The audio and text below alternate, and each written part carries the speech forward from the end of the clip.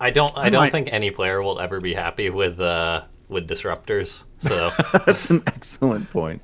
I mean, we're just flip flopping on this point. I imagine we'll get something new in 6 months.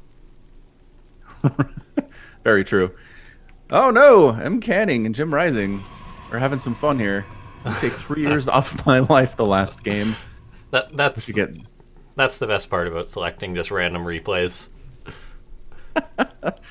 They're chatting up. I mean, they're both on the North American server GM ladder, so I'm sure they play against each other a lot, which is fun. That's the best part, I think, is the community of StarCraft. But anyway, here we are on Cerulean Fall, the ladder edition, top right-hand corner, the red Zerg player. It is JimRising.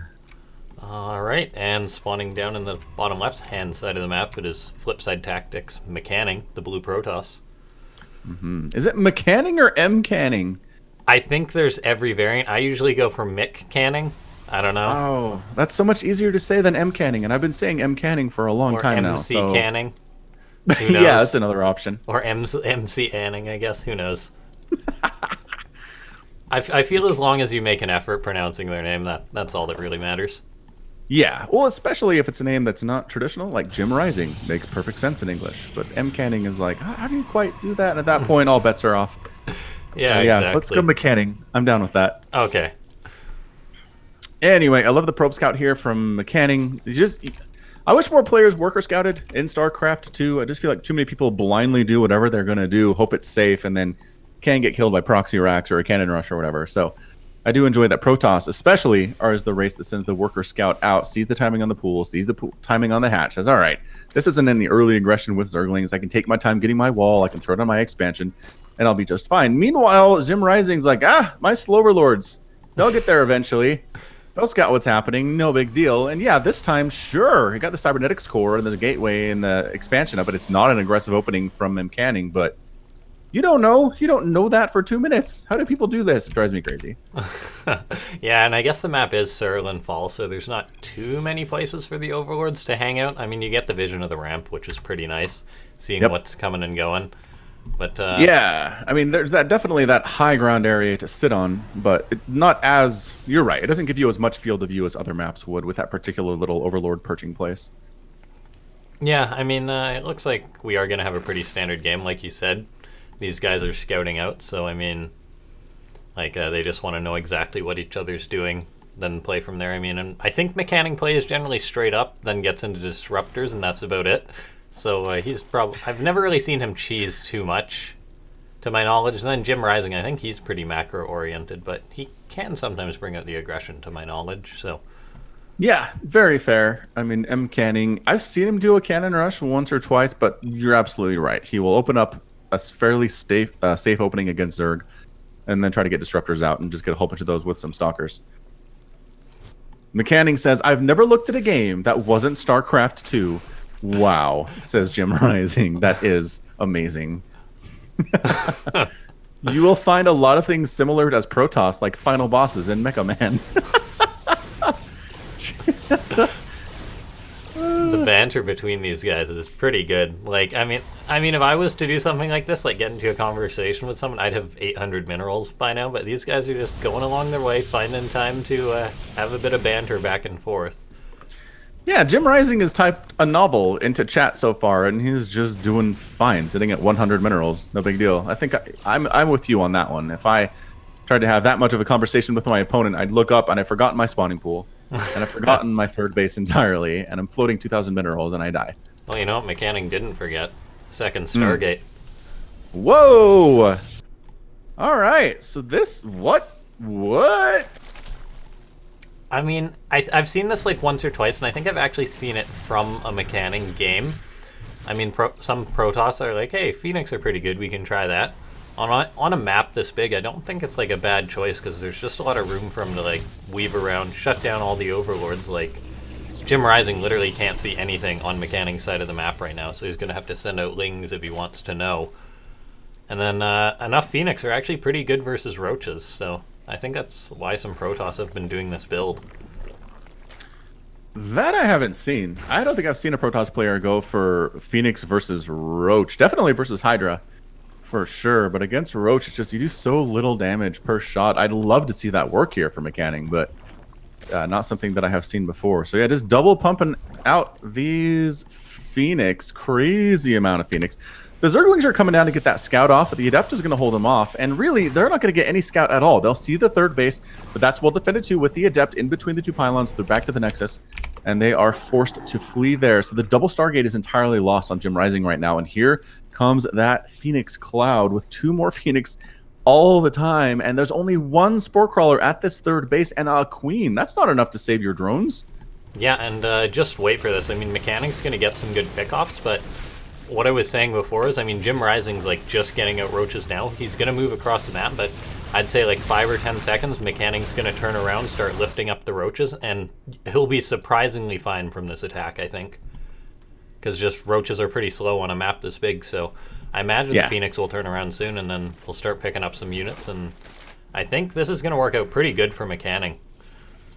Yeah, absolutely. Got a handful of roaches here, got some Zerglings. They're going to try to break through this, but Stalker up, Adepts, Sentries here as well. And yeah, the attack on the third base is big enough that Phoenix really need to be involved here. Oracle going to try to burn down these Zerglings. They're a big threat, and also try to get some of these roaches too.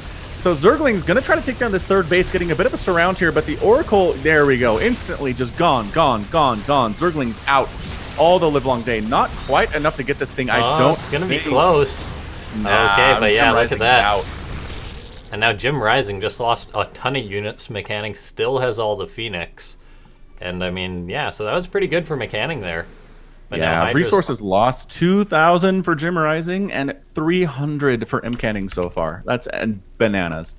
Yeah, this is pretty good. And now JimRising just getting into the Hydras. So, like, it'll take a second before he gets that high number. And then there'll be something to contest the Phoenix. But, I mean, still, this is pretty good for MCanning. He's now going into double Robo, so already planning his follow-up, so yeah, this is looking pretty good for him. Yeah, absolutely. Void Array out here for MCanning. He's kind of stopped producing off of the Stargates entirely here, throwing in 2 additional gateways, getting +1 ground attack, and getting charge for Zealots, as well as a Templar Archive. So it looks like a nice transition into something that is better able to handle the Hydra play that JimRising has switched into, and he sees as many Phoenix are in the sky right now, which I love. I really like to see Protoss players switching up their tech in response to what the Zerg player is doing. I know the Zerg race is the one that people generally try to feel like is the one that can adapt and that can change on the fly here, but look at what MCanning is doing, and I think it's going to be a great answer. It's going to be Charge Lots, and it's going to be Storm, and the Hydras are going to really struggle with that.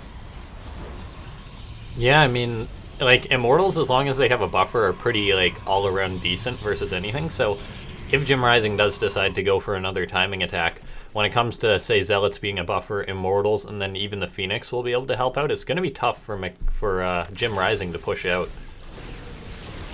Absolutely. Phoenix finding Slow Overlords just by themselves out on the map. Another one goes down. Another one. Oh, 2 more. Possibly could die here. Are we going to supply block JimRising at this stage of the game? That'd be critically terrible. We're close. We're 158 to 168. Not supply blocked, but he's going to have to replace those Overlords, and that is Larva, and that is money he'd rather be spending on things like Hydralisks. Yeah, six Slow Overlords have gone down this game. I've never actually heard the term Slow Overlords before. That's pretty great.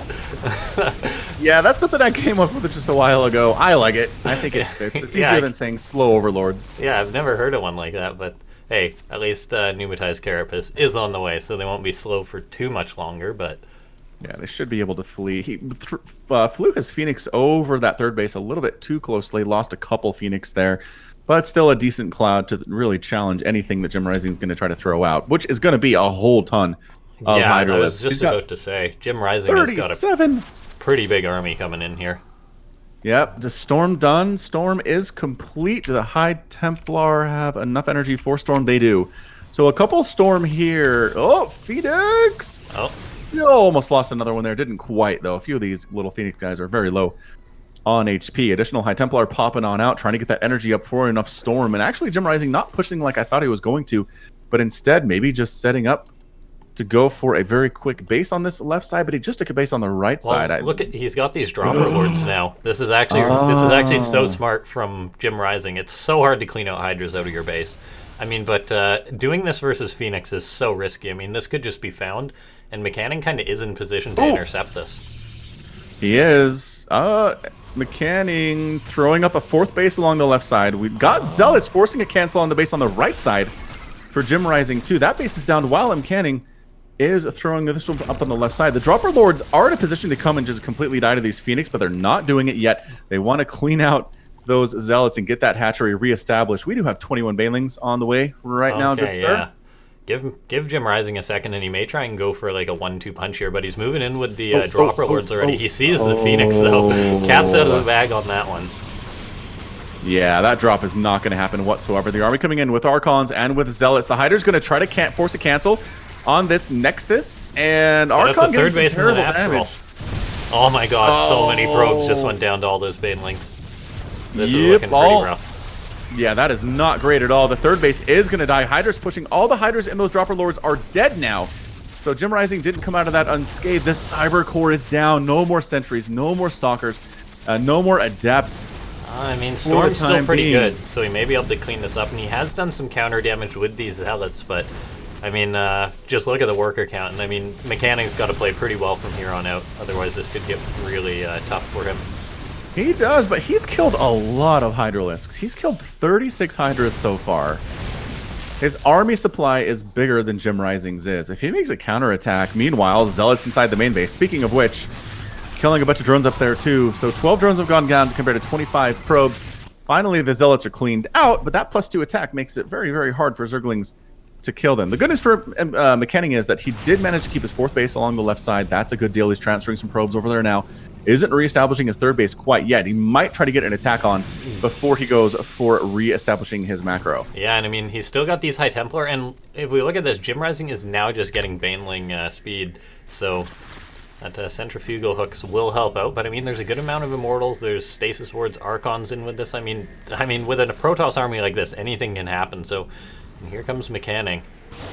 Yep, storming the Hydras, trying to storm the Banelings, get 0 connections there from the left side. The right side coming in here too. Big more Baneling hit. Massive, good retreat. Storm! Yo, the Banelings and the Stasis Wards. Okay, I mean, the armies are thinning out a little bit, but a lot of the Immortals are still standing. Some more Zealots coming in to buffer for MCanning. And JimRising, it doesn't look like he's going to have enough. I mean, MCanning may have broken him, but he does need to keep this moving before JimRising sort of consolidates here. Yeah, he's got 20 more Zerglings and 8 more Hydras on the way. I'm not sure this army of MCanning's is enough to deal with that. He is warping in additional Zealots at the front. Baneling comes out of stasis and manages to make it out alive, which is not something that ever happens. Okay, army supplies are still very even right now, but MCanning does want to make something happen. He's working away on these drones now, and I mean, JimRising just trying to hold on to this position as it's so critical here. Did we lose all the... There's one High Templar here about 10 mana away from throwing down a storm, which would be really nice, but still, that 5th base again on the right side goes down for the second time in this game. Banelings hitting on the Immortals, picking one off, but they'd rather absorb the shots. Coming in from the south, though, and I mean, this is coming so close. High Templar doesn't get its storm off. More units being warped in, but MCanning is really being thinned out here and does recall.